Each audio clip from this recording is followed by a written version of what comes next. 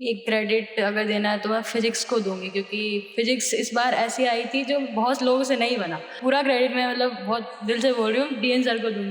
बहुत सारे पेरेंट्स जो है जागरूक जो हैं कि छोटे कोचिंग पर ये भरोसा कर रहे हैं जिनके बच्चे थोड़ा कमजोर पड़ रहे हैं। भाई आप इतनी तारीफ करते थे, ऐसी क्या खास बात थी इस बच्चे में? मैं क्वेश्चन करता था ना, उससे पहले तो ये खुद करके आंसर दे देती। प्योरली एनसीईआरटी जो है नीट में बायो, वो सिर्फ एनसीईआरटी। मैम को यही बोलती, बाहर से एक क्वेश्चन नहीं आएगा।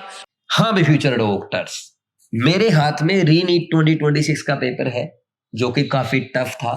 खैर टफ तो नीट 2025 भी था, बट उसमें प्रीवियस ईयर के रिपीटेड क्वेश्चन भी पूछे गए थे। री नीट पेपर की सबसे खास बात यह है, इसमें क्वेश्चंस टफ होने के साथ साथ नए पैटर्न के भी थे, और इसीलिए पर्सनली मुझे री नीट 2026 का पेपर नीट इतिहास का सबसे अच्छा पेपर लगता है।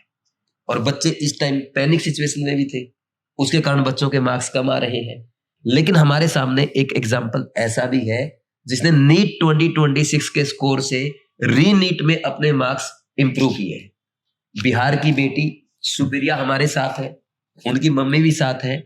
सुप्रिया का नीट 2026 यानी थर्ड में वाले पेपर में स्कोर था 591, और री नीट के पेपर में इनका स्कोर बन रहा है 601, जो कि एक बहुत ही अच्छा स्कोर है।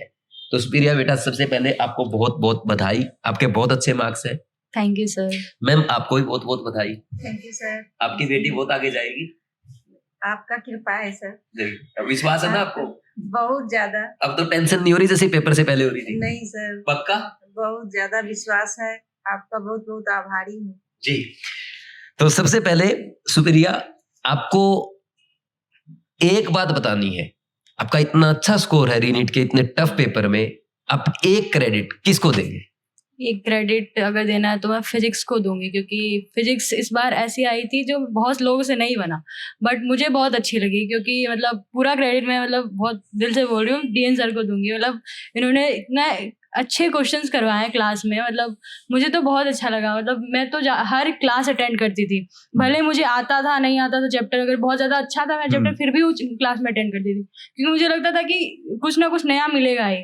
और पेपर में जितने भी नए क्वेश्चन देखने को मिले, मतलब ऐसा लगता था नया क्वेश्चन देख के बच्चे डर जाते हैं, बट उस सारे क्वेश्चन का प्रैक्टिस सर ने क्लास में करा, तो ऐसा लग रहा था कि नया क्वेश्चन करने की आदत हो गई अब। क्योंकि क्लास में नए नए क्वेश्चन होते थे, तो वो सब के लिए दिमाग एकदम अडेप्ट हो गया था। तो मतलब सर को बहुत ज्यादा थैंक होना चाहता हूं। अच्छा, एक बात मैं आपको बताऊं, जब आपने क्लासेस अटेंड करना स्टार्ट किया था ना, तो सबसे पहले डीएन सर ने ही बोला था, देखना सर सुप्रिया की रैंक बहुत अच्छी आएगी। फिर नेक्स्ट डे मैम ने बोला, देखना सर सुप्रिया की रैंक बहुत अच्छी आएगी। और मैंने आपके पापा को क्या बोला था, अब ये बता दो आप। वो आपने बोला था कि मतलब 1000 के अंदर तो नहीं आ पाएगी, लेकिन 10,000 के अंदर आ जाएगी आराम से, है ना? मैं इनके पापा को मैंने डे 1 से बोल दिया था कि ये लड़की ओबीडियंट है, मेहनती है, और ये आराम से टॉप 10,000 में रैंक लगाएगी, अच्छे गवर्नमेंट मेडिकल कॉलेज में जाएगी। तो अब आपके 601 पे जो मैं उम्मीद कर रहा हूँ ना, 4200 4300 के आसपास रैंक आराम से आ जाएगी। तो हम बहुत अच्छा कॉलेज में जाएगा ना। Very good. अच्छा सुप्रिया, ये बताओ, ये आपका कौन सा अटेम्प्ट था? ये मेरा सेकंड अटेम्प्ट था। सेकंड अटेम्प्ट था, तो इससे पहले आपने 25 में नीट दिया था। 25 में कितने मार्क्स थे? 485 थे। 485, वेरी गुड। और इस बार 591 और देन रीनीट में 601, बहुत ही अच्छा स्कोर है। अच्छा, आपके बगल में शिवाली मैम बैठी है, वो आपकी बहुत तारीफ करती थी। बायो के मार्क्स बता दो एक बार। बायो में मेरे 346 आए ऐसे। 346, वेरी गुड। और फिजिक्स में आपने बताया 130। हाँ, 130 फिजिक्स में आए। यानी मैंने आपके पापा से प्रॉमिस किया और मेरे ही पेपर में कम रह गए। नहीं, वो मेरी गलती की वजह से कम, क्योंकि मैंने गलती कर दिया क्वेश्चन। नहीं बेटा, ऐसा है, डीएन सर ने एक पेपर के जस्ट बाद एक बात बोली थी, बोला जो फिजिक्स करेगा उसका केमिस्ट्री छूटेगी, और जो केमिस्ट्री करेगा वो फिजिक्स छूटेगी। वही हुआ है। चलो, ओवरऑल अपने को सिलेक्शन चाहिए ना। हाँ, ओवरऑल बहुत अच्छा स्कोर है। अच्छा ये बताओ, आपने कोचिंग भी की थी? हाँ, मतलब मैं 11 12 और मेरा अचीवर जो ये ड्रॉप था वो मैंने कोचिंग करी थी। ओके, कहाँ से कोचिंग की थी? वो मैंने एलन से पढ़ा था। एलन से पढ़ा था, ठीक है। तो फिर जब आपके मार्क्स नहीं आए, तो आपको क्या विश्वास था कि जब आप क्रैश कोर्स में 30 डेज में हमारे पास पढ़ेंगे आपका सिलेक्शन हो जाएगा? आपको विश्वास था इस चीज का? मतलब पहले तो मुझे लगा कि ऐसा कैसे हो सकता है, 1 महीने में कैसे नंबर बढ़ सकते हैं, लेकिन फिर जब मैं धीरे-धीरे पढ़ने लगी, मतलब सब कुछ ऐसा लगने लगा कि केमिस्ट्री मतलब एनसीईआरटी सब कुछ करा रहे हैं, फिर एक कॉन्फिडेंस आने लगा कि हाँ भाई अब आ सकते हैं। मतलब मैम बोलती थी कि तेरे 360 आएँगे बायो में तेरे, और फिर मतलब तेरा सिलेक्शन हो जाएगा, सब बोलते थे। फिर मेरे को लगा कि हाँ अब हो जाएगा, सब बोलते थे। ठीक है। अच्छा मैम, एक क्वेश्चन मैं आपसे पूछूंगा। आप रहते हैं यहाँ पे, अदर पेरेंट्स भी रहते होंगे, बच्चों की मम्मियाँ या पापा रहते हैं साथ में। तो जब आप लोगों ने डिसीजन लिया कि सर के पास क्रैश कोर्स में भेज देते हैं, तो बहुत सारे लोगों ने ये जरूर बोला होगा कि नहीं बड़ी कोचिंग है, वहां पे क्रैश कोर्स चल रहा है, वहां भेजो। तो आपको डर नहीं लगा कि हमने एक छोटी कोचिंग में भेज दिया? नहीं सर, बहुत सारे पेरेंट्स जो है कि जागरूक जो हैं, जिनके बच्चे पीछे हो रहे हैं, वो छोटे छोटे कोचिंग में एक्स्ट्रा रखते हैं, एडमिशन करवा दिए हैं जी। कि छोटे कोचिंग पर ये भरोसा कर रहे हैं, जिनके बच्चे थोड़ा कमजोर पढ़ रहे हैं वो लोग। अच्छा आप ये बताओ कि सुप्रिया ने कभी यहाँ पे कैसा एनवायरनमेंट मिला, यहाँ का स्टाफ हो या पढ़ाने का तरीका हो, उसके बारे में कभी कुछ बताया हो आपको? उन्होंने तो बहुत अच्छे बताते थे, यहाँ के लोग टीचर, सब कुछ बात समझ में आती है।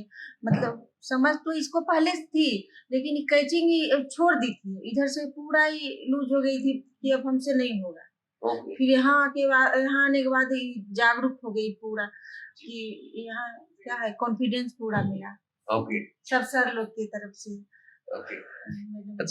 अब सबसे फेवरेट रही है डीएन सर की स्टूडेंट। डीएन सर बड़ी तारीफ करते थे कि देखना सुप्रिया अच्छा लगे। तो आप बताओ क्लास में कैसे पढ़ती थी सर? मैं तो इससे एक क्वेश्चन करना चाहता हूँ सर कि बेटा सुप्रिया तुम बताओ कि तुम्हें क्रैश कोर्स में क्या चीज नहीं लगी, मतलब जो तुमने 2 साल तैयारी करी उससे ये जो 30 दिन की जो जर्नी तुम्हारी, उसमें क्या नई चीज लगी जो तुम्हारे लिए बहुत यूजफुल रहेगी और जो बच्चे और भी उनके लिए भी यूजफुल होगी? क्योंकि मैंने देखा था कुछ बच्चे ऐसे जो 4-5 साल से आ रहे थे, लेकिन वो कुछ क्लासेस अटेंड करते थे, कुछ नहीं करते थे, ये भी रहता था। तो तुम्हें क्या नया लगा इसमें?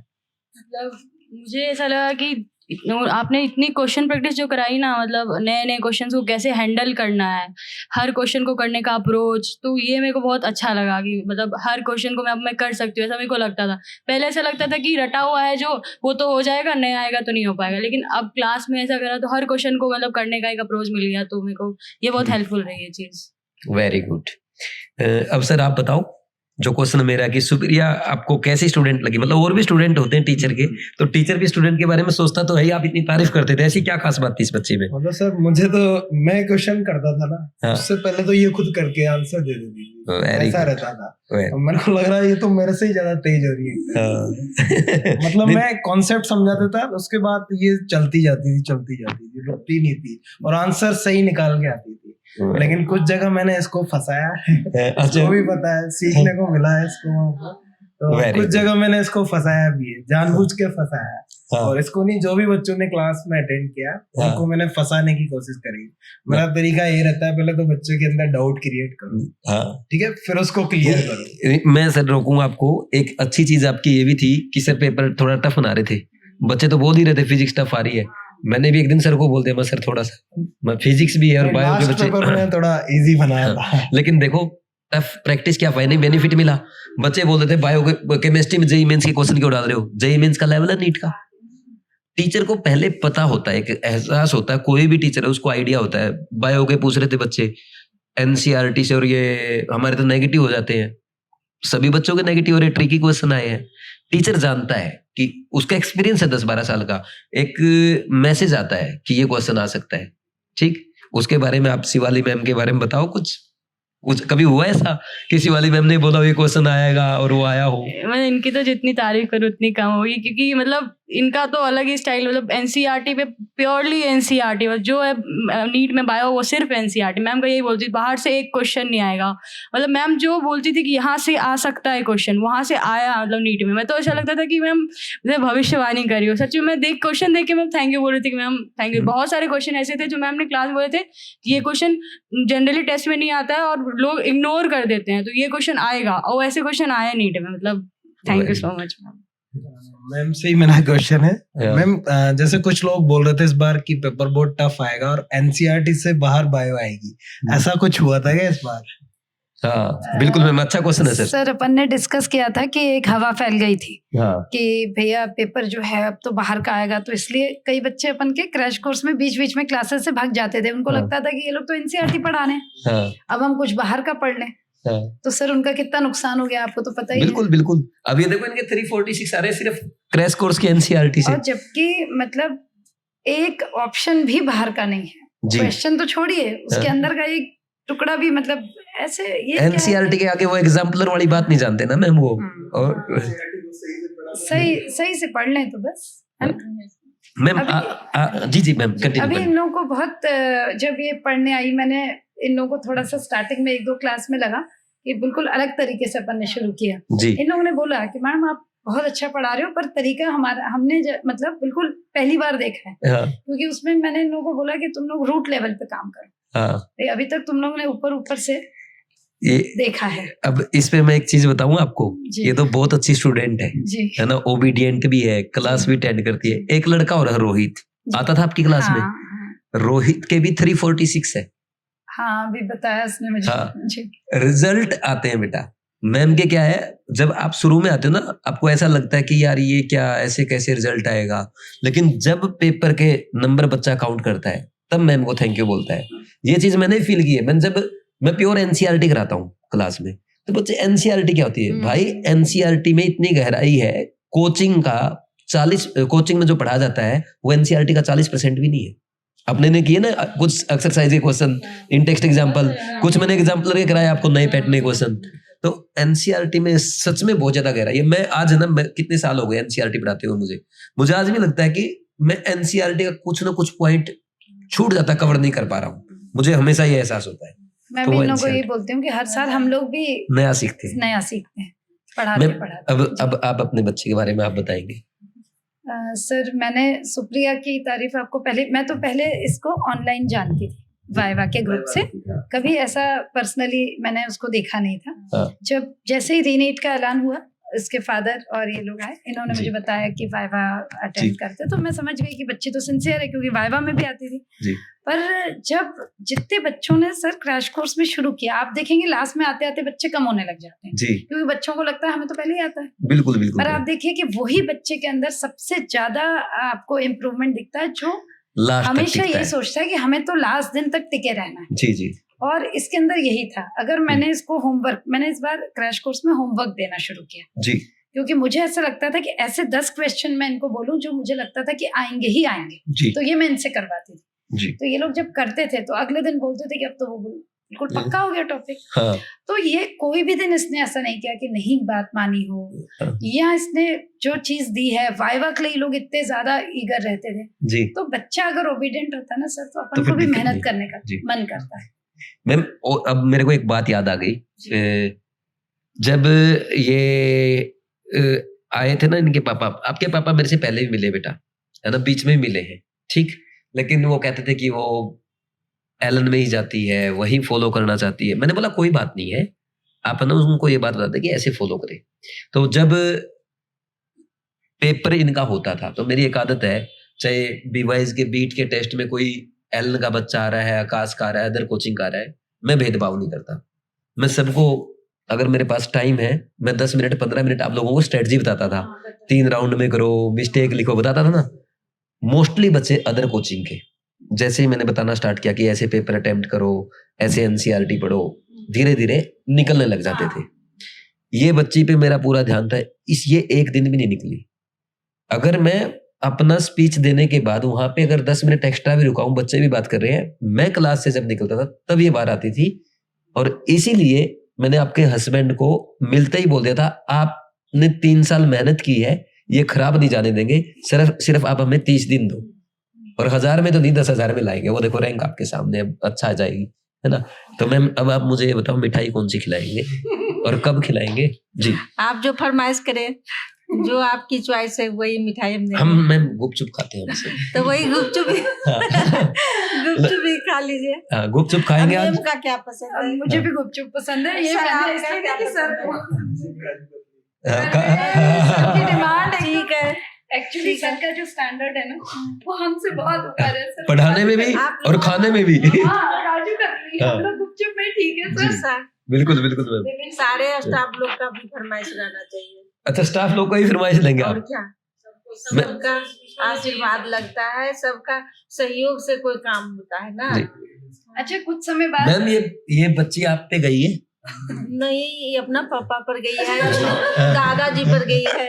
अच्छा। ये दादाजी अभी रहते इतना कुछ बिहार से अभी चलाते, हाँ। बहुत ज्यादा, ओके बहुत ज्यादा। अभी नहीं रहे, यहाँ आने के बाद उनका ऐसे हो गया है, जी। एक्सपायर हो गया। नहीं तो वो तो अभी क्या करते उनका, हम लोग तो 1% भी नहीं खुशी है उतना जितना। जी। हाँ। अच्छा, आपको यहाँ पर परिवार जैसी नहीं। फीलिंग आने लग गई? यहाँ पर ये लोग नहीं, आके ना कई बार ना, जैसे हम बात कर रहे हैं दूसरे बच्चों से और गेट थोड़ा सा खुला है, आके गेट के पास खड़ी हो जाती थी, माँ दादा सुन ले तो भी ज्ञान चल रहा है ना। और सुप्रिया क्या कहना चाहोगे? जैसे आपने तो देखो कोटा की जर्नी देखी, मतलब कोटा में ये भी देखा कि कैसे पढ़ते हैं बच्चे, आपने परेशान भी देखे होंगे, कुछ बच्चे ऐसे भी देखे होंगे जो बहुत अच्छा स्कोर कर रहे थे लेकिन टफ पेपर में या थोड़े से कॉन्सेप्चुअल पेपर में घबरा गए, है ना। तो आप जो बच्चे नेक्स्ट ईयर के लिए प्रिपेयर करना चाहते हैं उनको क्या सजेस्ट करेंगे? मतलब मैं ये बोलना चाहती हूँ कि मतलब जो भी फॉलो करो ना उसको एकदम सिंसियरली करो। ऐसा नहीं कि थोड़ा ये कर लिया, थोड़ा, मतलब अगर कोई एक चीज कर रहे हो तो उसको पूरा एंड तक करो, मतलब बीच में इधर उधर मत जाओ। बस अगर तुम सिंसियरली किसी चीज को, एक चीज को फॉलो करोगे तो होगा फिर तो। और कॉन्फिडेंस रखना है बस। Very good. मतलब आप एक ही चीज पे विश्वास रखें और उसको अच्छे से फॉलो करें, कंसिस्टेंटली काम करना है। सर मैं चाहे वो टीचर हो चाहे वो टीचर हो। अच्छा जी।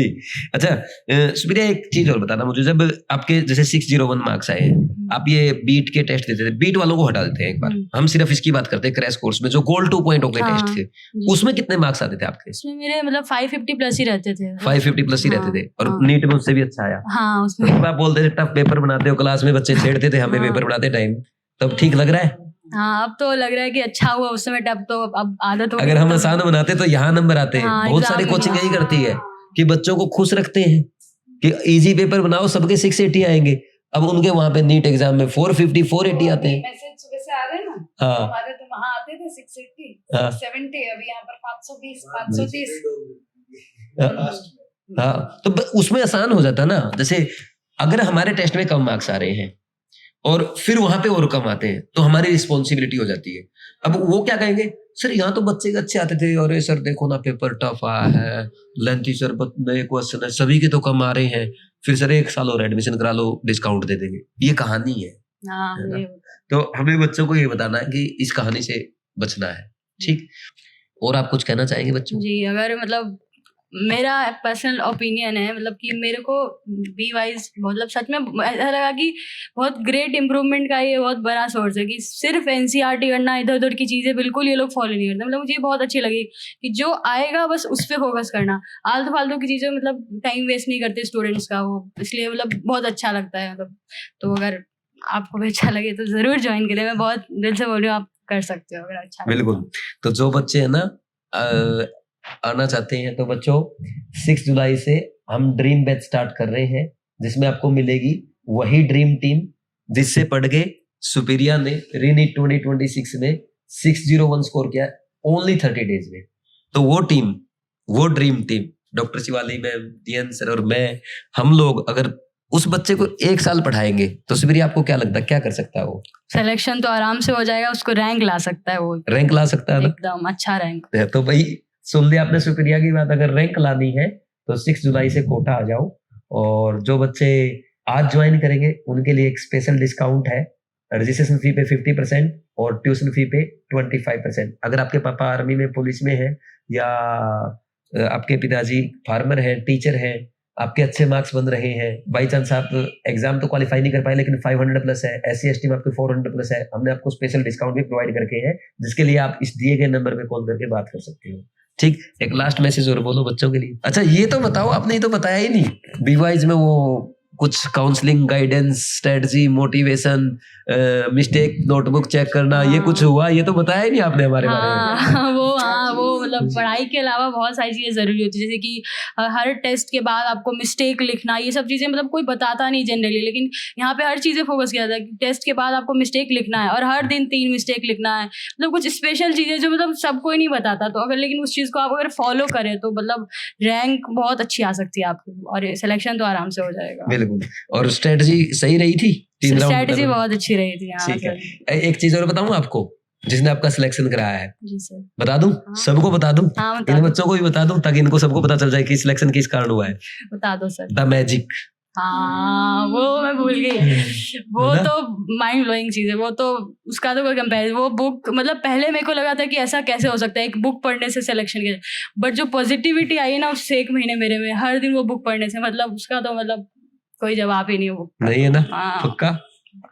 तो ये बच्चों को आप सजेस्ट करोगे कि द मैजिक तो पढ़नी द मैजिक बुक, हाँ मतलब टाइम निकाल के पढ़ो, अगर नहीं हो तो फिर भी टाइम निकाल के पढ़ो। एक दिन फिजिक्स छोड़ दो लेकिन वो जरूर पढ़ो। 2 ही पेज रहते हैं एक लेसन में, लेकिन पढ़ो जरूर। सच में बहुत बड़े बहुत मोटिवेशन होता है। मैम ये है ना, जब डे 1 आई थी मेरे पास तो मैंने उनको बोला डेली पढ़नी पड़ती थी ये बुक?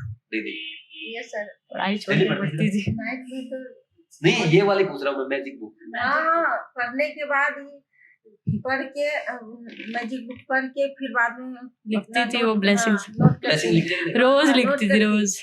मैंने कोई एक जादुई स्टोन लाई थी। हाँ, वो उसमें लिखा हुआ था, उसमें रॉक स्टोन, मैजिक स्टोन हाथ में लेके सोती थी कि हम तो सो जाते थे। उसको हाथ में लेके सोती थी। वो लिखा था उस बुक में, वो फॉलो करने उसमें वो बहुत अच्छा सोचता है। अच्छा, हाँ, बिल्कुल, रोज बिल्कुल। रात को वो मैजिक स्टोन था। हाँ। अब है ना, जब ये आई ना मैम पहले दिन मैंने बोला तेरे को 28 डेज द मैजिक बुक पढ़नी है, भले ही मेरी क्लास छोड़ देना लेकिन ये बुक मत छोड़ना। रिजल्ट आपके हाँ। सामने हुआ जादू लाइफ में, जादू आगे भी होगा, में आगे भी नहीं छोड़नी बेटा वो बुक। हाँ। ठीक, इसके बाद मैं आपको और अच्छी बुक्स बताऊंगा। ठीक है जी sir, thank you. Thank you so बहुत बहुत बधाई हो आपको और आपके पूरे परिवार को, है ना मैम, बहुत किस्मत वाले हो आप, इतने अच्छे बच्चे हैं, है ना। Thank you ma'am, thank you बेटा।